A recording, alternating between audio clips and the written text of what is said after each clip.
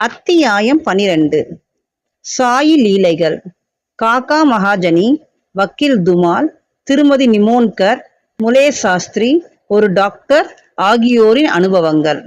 இந்த அத்தியாயத்தில் பக்தர்கள் பாபாவினால் எவ்வாறு வரவேற்கப்பட்டு நடத்தப்பட்டார்கள் என்பதை காண்போம்.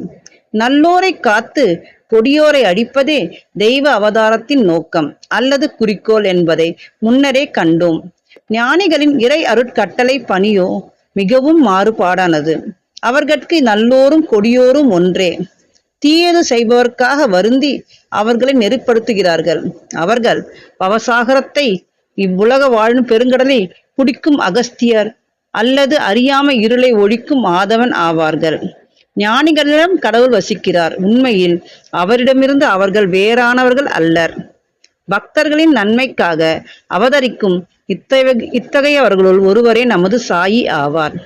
ஞானத்தின் உச்ச கட்டத்தில் இருந்தும் தெய்வீக ஒளி சூழப்பட்டும் அவர் எல்லா ஜந்துக்களையும் சமமாக நேசித்தார். அவர் பற்றற்றவர். பகைவர்களும் நண்பர்களும் அரசனும் ஆண்டியும் அவருக்கு ஒன்றே. அவருடைய அசாதாரண திறமையை செவிமடுங்கள். அடியவர்களுக்காக தமது தகைமை களஞ்சியத்தை செலவிட்டார். அவர்களுக்கு உதவி செய்வதில் எப்போதும் விழிப்பாயிருந்தார்.